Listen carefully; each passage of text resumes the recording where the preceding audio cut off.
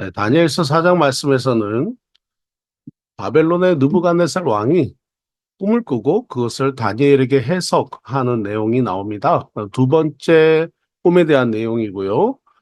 그 꿈에 대해서 해석하고 또 해석한 대로 성취가 되고 또 느부갓네살 왕의 마지막 모습이 오늘 이 4장까지 나오게 됩니다.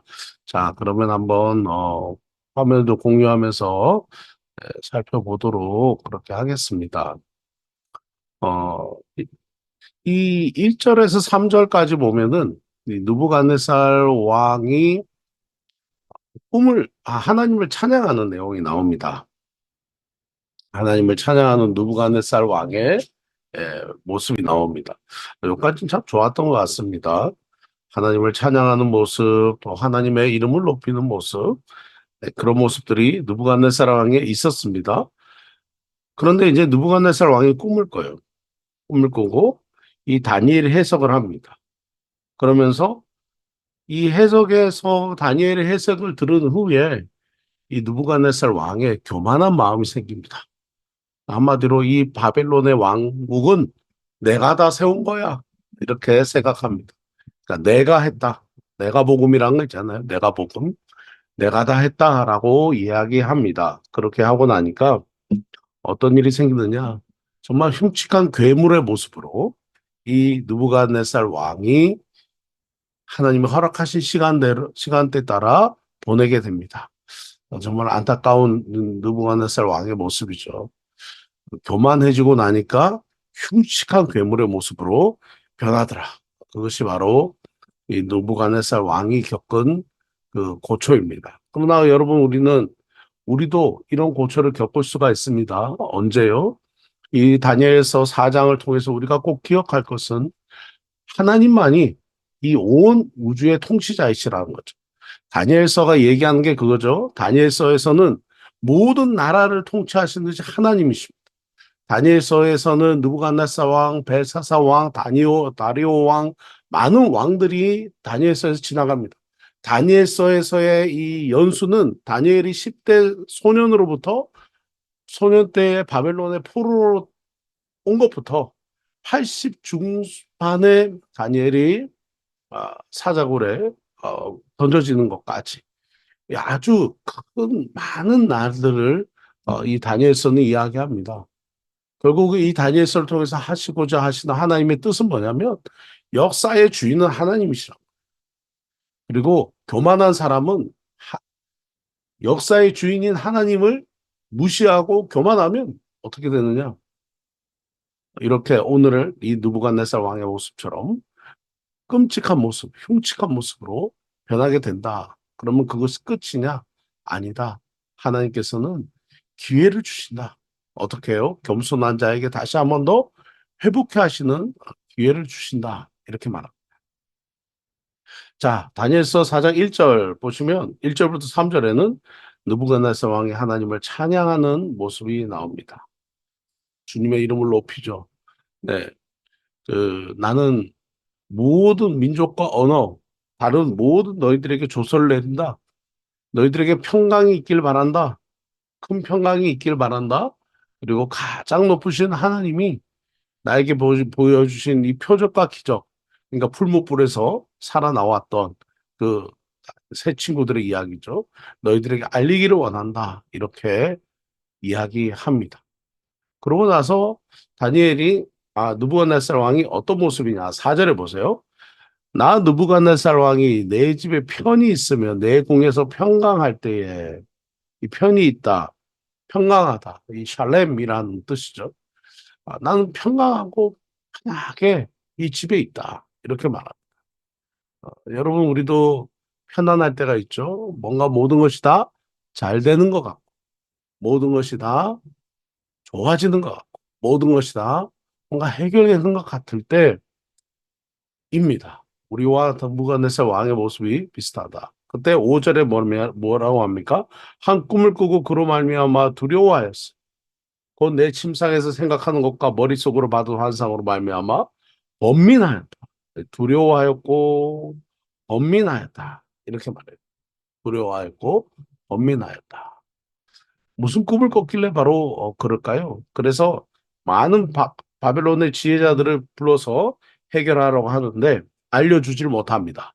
그때 8절에 그 후에 다니엘이 내 앞에 들어왔으니, 자, 뭔가 이렇게 지금 사장의 모습은 전체 다니엘의 모습, 다니엘서의 기록과 조금 다르게 뭔가 이렇게 자서전적으로 뭔가 뒤를 회고하면서 뭔가 일기를 쓰듯이 나 이랬었는데 이런 꿈을 꿨는데 내가 너무 괴로웠는데 그때 박수들과 바벨론의 이 지혜자들을 불러서 꿈을 해석을 알게 하라 했는데 그들이 해결하지 못했는데 그때 다니엘이 왔다. 뭔가 이렇게 좀 자서전적이고 일기처럼 그렇게 이야기하는 모습이 이 다니엘서의 특징이기도 합니다. 그는 내 신을 이름을 따라 벨드사살이라 이름한 자요. 벨드사살은 다니엘의 이름이죠. 무슨 이름입니까? 바벨론식 이름입니다. 바벨론식. 그의 아내는 거룩한 신들의 영이 있는 자라. 내가 그에게 꿈을 말하며 이르되 박수장 벨드사사라. 여기 얘기하면 뭐 박수무당 이런 것은 아니고요. 이 당시에 어른 존경받는 사람 이런 뜻이 됩니다. 네 안에 거룩한 신들의 영이 있은즉 어떤 은밀한 것이라도 네게는 어려울 것이 없다고 본다. 내 꿈에 본 환상을 해석을 내게 말하라. 그렇게 말합니다. 그러면서 이제 이 느부갓네살 왕이 자기 꿈을 이야기를 해줍니다. 내가 침상에서 이렇게 이제 시작하죠. 내가 침상에서 나의 머릿속으로 받은 환상이 이렇다. 땅의 중앙에 한 나무가 있는 것을 보았다. 높이가 높아지더니 그 나무가 자라고 견고하더니 그 높이는 하늘에 닿았더니 그 모양이 땅 끝에서도 보이고 그 잎사귀는 아름답고 열매들 많아서 만민의 먹을 것이 될 만하고 들짐승이 그 그늘에 있으며 공중에 나는 새는 그 가지에 깃들이고 육체를 가진 모든 것이 거기에서 먹을 것을 얻더라. 아주 멋지고 아주 정말 위대한 모습의 한 나무입니다. 근데 13절에 또 내가 본 적 한 순찰자, 한 거룩한 자가 하늘에서 내려왔는데 이렇게 말합니다.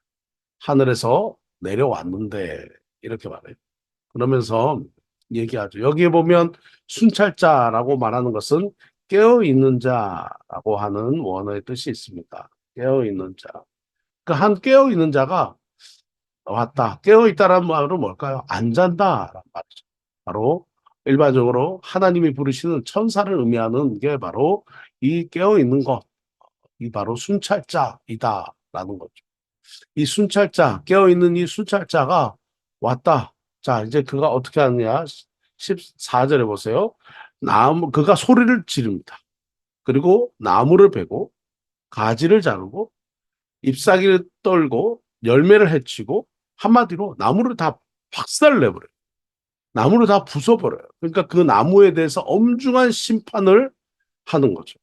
15절에 보시면, 다 잘라버리고 나서 이제 뿌리에 밑둥이 조금 남아 있는데 그 밑둥을 조금 남겨두고는 새와 놋줄로 묶어버립니다.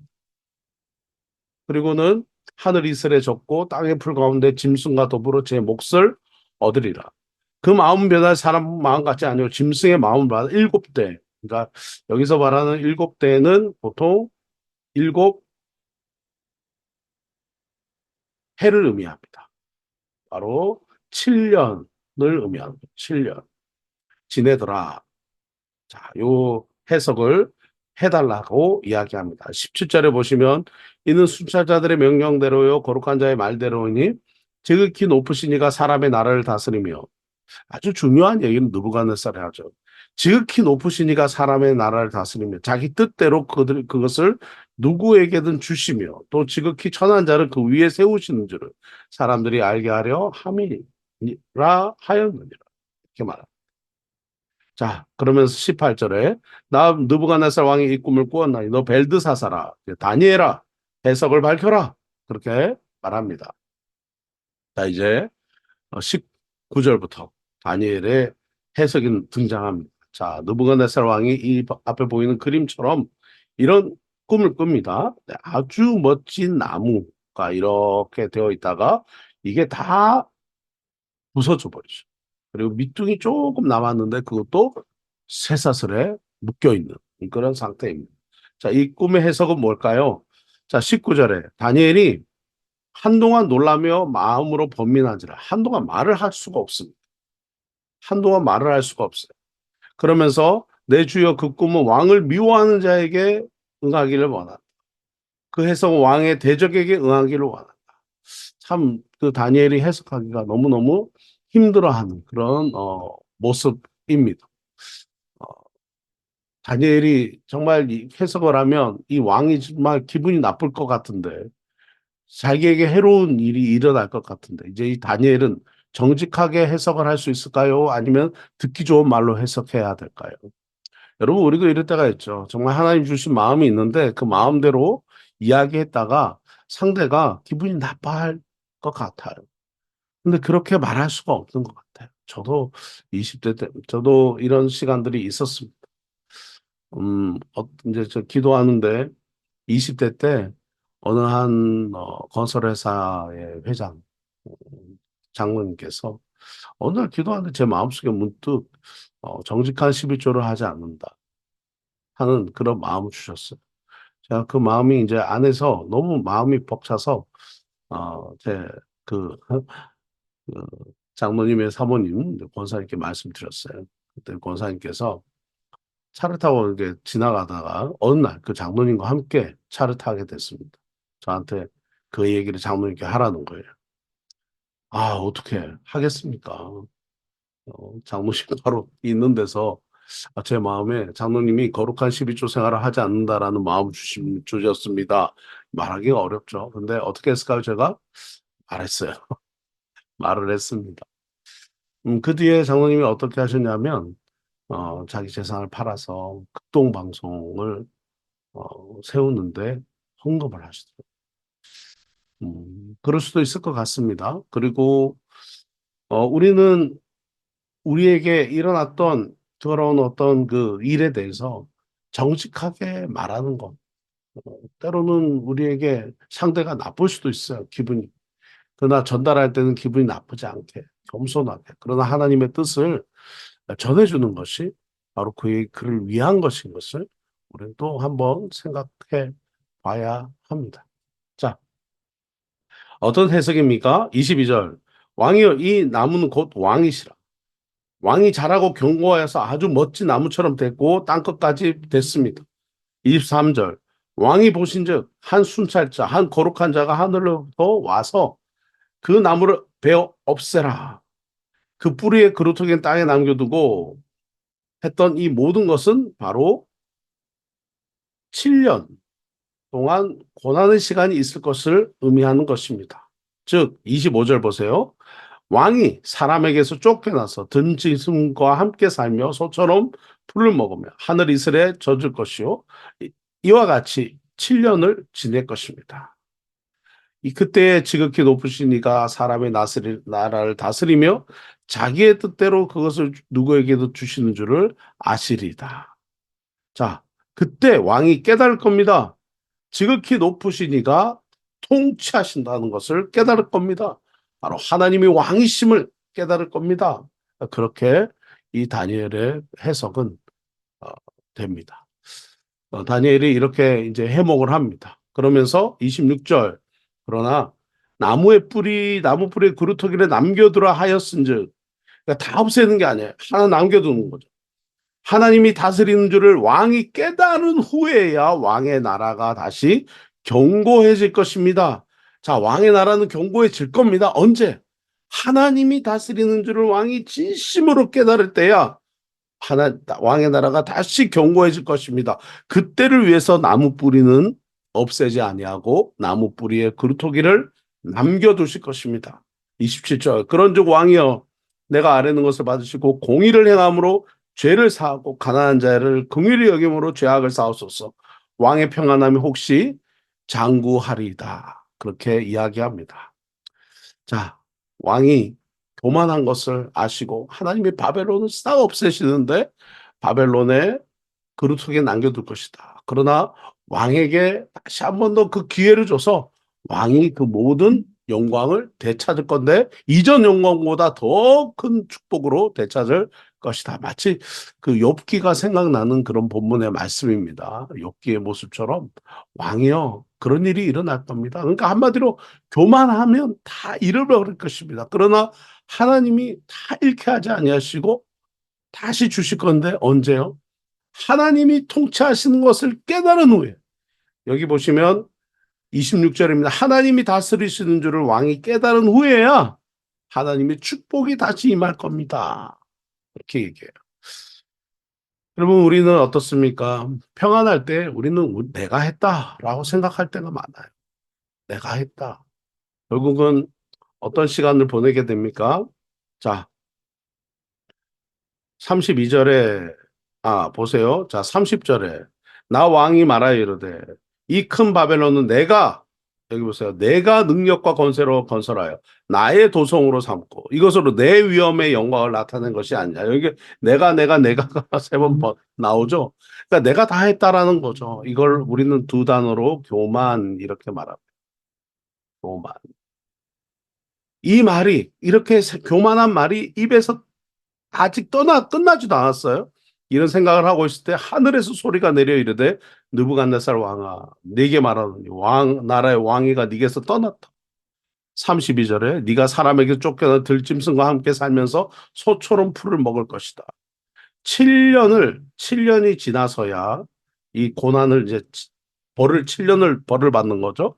지극히 높으시니까 하나님의 나라를 다스리며 자기의 뜻대로 그것을 누구에게 주신 줄을 네가 깨달을 때까지다.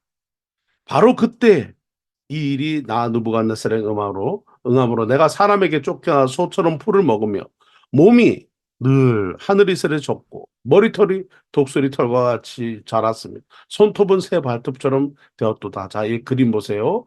자, 느부갓네살 왕의 모습, 다니엘서 4장의 모습입니다.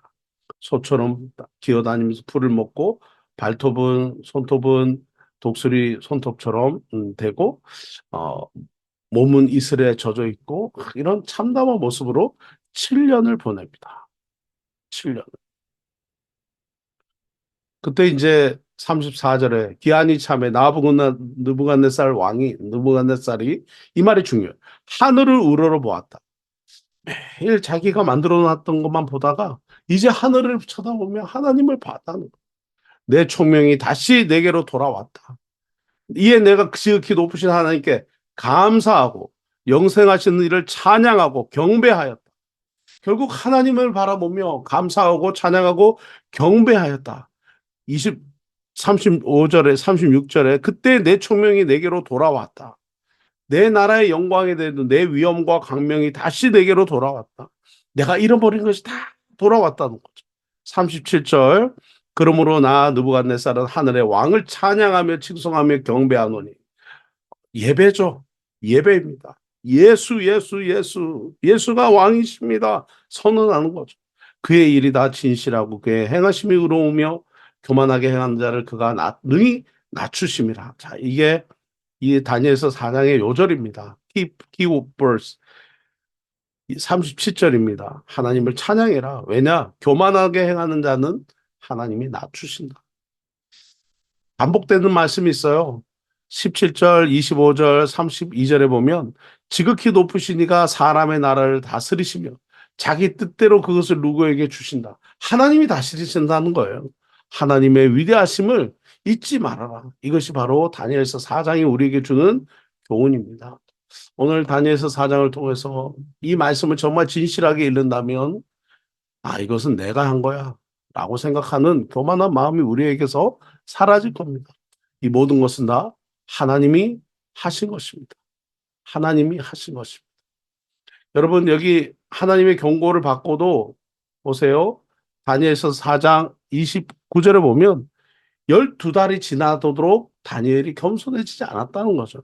이런 꿈의 해몽을 듣고도 다니엘이 계속해서 바벨론 왕궁 지붕에서 아래를 쫙 내려다보는 거죠. 공중정원처럼 엄청나게 아름다운 것을 지어놓고 다 보면서 내가 했다 이렇게 얘기하는 거죠. 한 방에 간 거죠. 한 방에 꼬꾸라집니다. 이런 모습으로 꼬꾸라진 거죠. 교만해지면 하나님이 꺾어버리십니다. 교만해지면 하나님이 꼬꾸려 버리십니다. 언제까지요? 하나님이 하셨음을 깨달을 때까지. 그래서 우리는 저와 여러분은 어떻게 해야 될까요? 37절의 모습입니다. 항상 하나님을 찬양하고, 항상 겸손하게, 그냥 바닥에 납작 엎드려서 하나님의 이름을 높이며, 내 인생과 이 세상은 하나님이 다스리신다는 것을 꼭 기억하고, 우리는 주님 안에서 새롭게 계속해서 지어져 가야 할 것입니다. 오늘 우리 안에 저와 여러분은 어떻습니까? 우리 안에 교만한 마음이 있습니까? 오늘 하나님 앞에 회개하고 다시 한 번 더 내 마음 안에 교만한 마음이 있다면 하나님이 하셨습니다. 그러니까 나는 없고 하나님이 하셨음을 꼭 기억하고 하나님 주신 축복을 누리기를 원합니다. 만약에 이 12달 동안 느부갓네살 왕이 교만해지지 않고 이 다니엘의 꿈의 해몽을 딱 들었을 때 바로 회개했으면 얼마나 좋았을까요? 이 37절의 고백이 꿈의 해몽을 듣자마자 그래 하나님이 다 하신 거야라고 고백했으면 얼마나 좋았을까요? 하나님이 12개월의 기회를 주셨는데도 여전히 교만하니까 하나님이 느부갓네살 왕을 꺾어버리신 거죠. 그래도 영원히 꺾지 아니하시고 다시 깨달았을 때 하나님이 왕이심을 깨달았을 때 하나님이 다시 그전보다 더 큰 축복을 주셨습니다. 다시 한번 더 우리는 다니엘서 4장에서 이 언급되는 지극히 높으신 이가 지극히 높으신 이가 다스리시며 자기 뜻대로 그것을 누구에게든 주신다는 것을 꼭 기억하고 우리는 자꾸만 주시는 것, 받는 것에만 관심이 있는데 하나님이 주신 축복을 받을 사람은 하나님이 다스리시는 것을 그리고 하나님이 자기 뜻대로 행하시는 것을 인정하는 사람이 하나님 축복을 받는다는 것을 우리는 꼭 기억해야 합니다. 겸손해야 합니다. 기도하겠습니다. 내일 아침 또 뵙도록 하겠습니다. 하나님 아버지, 그렇습니다. 우리의 마음이 하나님 오늘도 우리 자신이 어떤지 우리의 자신을 보게 해주시니 감사합니다.